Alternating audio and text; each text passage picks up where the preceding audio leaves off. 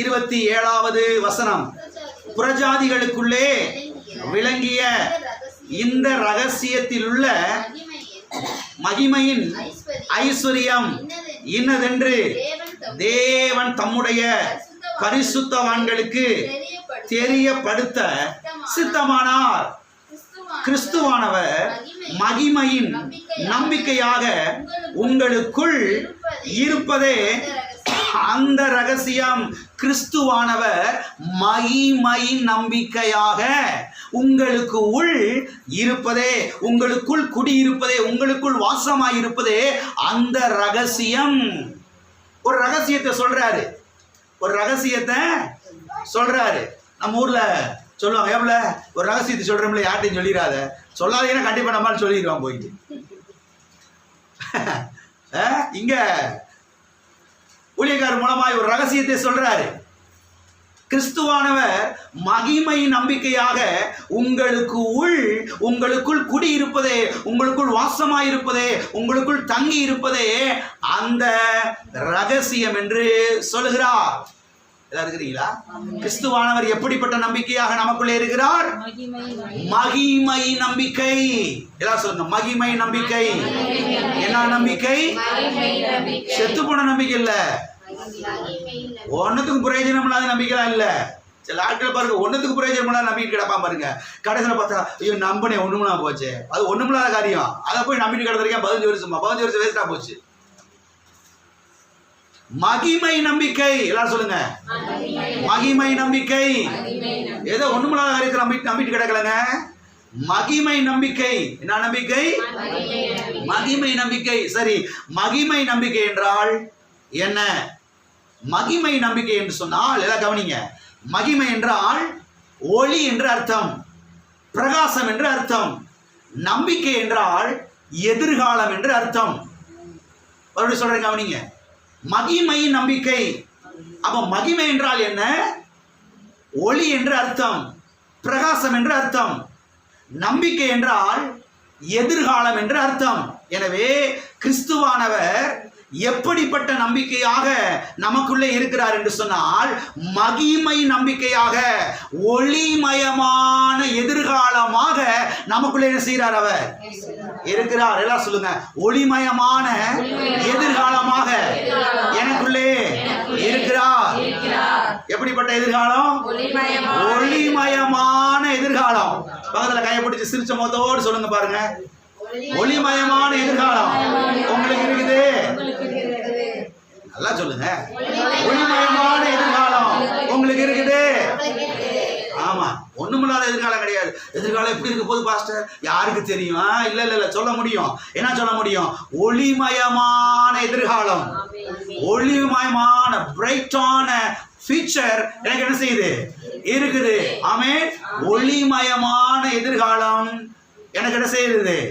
இருக்குது. எனவே நம்முடைய எதிர்காலம் எப்படிப்பட்டதாய் இருக்க போகிறது என்று சொன்னால், மகிமையாக இருக்க போகிறது, பிரகாசமாக இருக்க போகிறது, பிரைட்டாக இருக்க போகிறது, ஆசீர்வாதமாக இருக்க போகிறது, செழிப்பாக இருக்க போகிறது, வெற்றிகரமாக இருக்க போகிறது. எத்தனை பேர் விசுவாசிக்கிறீங்க? ஆமென். நாளைக்கு என்ன நடக்குமோ சொல்ல முடியாது பாஸ்டர். அடுத்த வருஷம் உயிரோடு இருப்போமோ இல்லையான்னு எவனுக்கு தெரியும்? புத்தி மாறணும், பேச்சு மாறணும். எது மாறணும்? ரெண்டு மாறல ஒண்ணும் செய்ய முடியாது. எல்லாரும் இருக்கிறீங்களா? போயிட்டீங்க. வார வாரம் சபைக்கு வந்து எதுக்கு வர்றீங்க? நீங்க எதுக்கு வர்றீங்க? கர்த்தருடைய வார்த்தையை கேட்டு கேட்டு கேட்டு கேட்டு எதை மாத்திரம்? புத்தியை மாத்திரம், எண்ணத்தை மாத்திரம், பேச்ச மாத்திரம், பார்வையை மாத்திரம். இதெல்லாம் மாறிடுச்சுன்னா எல்லாமே மாறிடும். ஆமென். இருக்கிறீங்களா? அப்ப உங்க எதிர்காலம் எப்படி இருக்க போகுது அப்படின்னு யாராவது உங்கள்கிட்ட கேட்டாங்கன்னா சொல்லுங்க, போல்டா சொல்லுங்க, தைரியமா சொல்லுங்க, சூப்பரா இருக்க போகுது.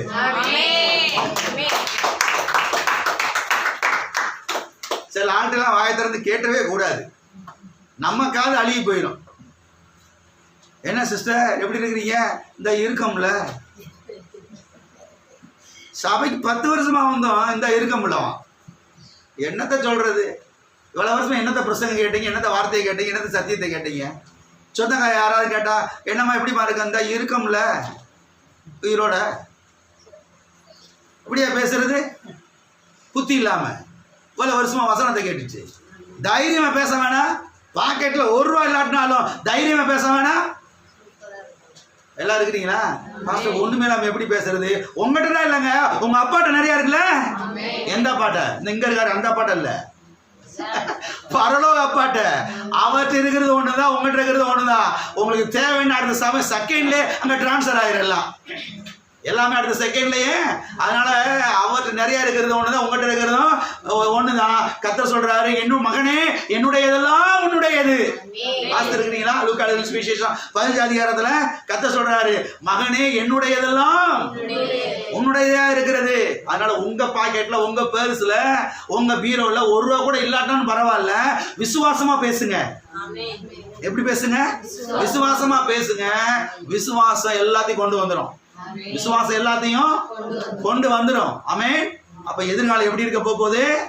மகிமையா இருக்க போகுது, பிரகாசமா இருக்க போகுது, ஆசீர்வாதமா இருக்க போகுது, பிரைட்டா இருக்க போகுது, செழிப்பா இருக்க போகுது, வெற்றிகரமா இருக்க போகுது. எல்லாரும் இருக்கிறீங்களா? எனவே சூழ்நிலையை பார்க்காமல் கர்த்தருடைய வார்த்தையை பாருங்கள். எதை பாருங்க?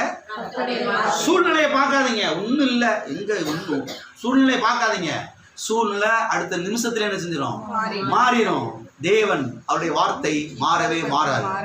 ஆமென். மாறாத கர்த்தருடைய வார்த்தையை பாருங்கள், மாறாத தேவனை பாருங்கள், அவருடைய கல்வாரியை பாருங்கள், அவருடைய ரத்தத்தை பாருங்கள், அவருடைய தழும்பை பாருங்கள், அவருடைய காயங்களை பாருங்கள், அவருடைய முள்முடியை பாருங்கள்.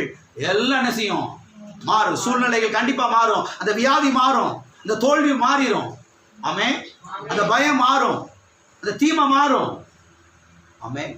எல்லா கரண்டை வைத்து சொல்லுவோம். கிறிஸ்துவானவர் ஒளிமயமான எதிர்காலமாக எனக்குள்ளே இருக்கிறார். ஆமென். ஒளிமயமான எதிர்காலமாக. எனவே என்னுடைய எதிர்காலம் மகிமையா இருக்கும். என்னுடைய எதிர்காலம் பிரகாசமா இருக்கும். என்னுடைய எதிர்காலம் பிரைட்டா இருக்கும். என்னுடைய எதிர்காலம் ஆசீர்வாதமா இருக்கும். என்னுடைய எதிர்காலம் செழிப்பா இருக்கும். என்னுடைய எதிர்காலம் வெற்றிகரமா இருக்கும் என்று வாயை திறந்து செய்ய ஆரம்பிக்கணும், பேச ஆரம்பிக்கணும், பேச பழகணும், பேச பழகணும். ஒன்றும் இல்லை, என்ன இல்லை, அப்படி பேசிக்கிட்டு தெரியக்கூடாது. இந்த நேரம் ஒன்றும் இல்லைன்னு பேசிக்கிட்டு இருக்கக்கூடாது. நிறைய இருக்கிற மாதிரி பேச கத்துக்கிறோம், நிறையா இருக்கிற மாதிரி பேச கத்துக்கிறோம். ஆமென். அப்ப கிறிஸ்துவானவர் மகிமை நம்பிக்கையாக நமக்குள்ள என்ன செய்யறாரு? மகிமை நம்பிக்கையாக கிறிஸ்துவ உள்ள வச்சுக்கிட்டு ஓட்டாண்டி மாதிரி என்ன செய்யக்கூடாது? பேசக்கூடாது. ஓட்டாண்டி மாதிரி என்ன செய்யக்கூடாது? என்ன செய்யக்கூடாது? பேசக்கூடாது. உள்ள மகிமையின் கிறிஸ்து இருக்கிறார், மகிமையின் கர்த்தர் உள்ளே இருக்கிறார். உலகத்திலேயே பெரிய ஆள் அவர் தான், வானத்துக்கு பூமிக்கு சொந்தக்காரர் அவர் தான். அவரை உள்ள வச்சுக்கிட்டு ஓட்டாண்டி மாதிரி என்ன செய்யக்கூடாது? பேசக்கூடாது. ஓட்டாண்டி மாதிரி என்ன செய்யக்கூடாது? அந்த ஒரு மாதிரி செயல்படக்கூடாது. நல்லா மகிமின் கர்த்தர் உள்ள இருக்கிறாருங்கிற விசுவாசத்துல என்ன செய்ய ஆரம்பிக்கணும்? பேச ஆரம்பிக்கணும், நடக்க ஆரம்பிக்கணும். அப்பதான் இதெல்லாம் வாழ்க்கையில் வந்து என்ன செய்ய ஆரம்பிக்கும்? வலிக்க ஆரம்பிக்கும். அது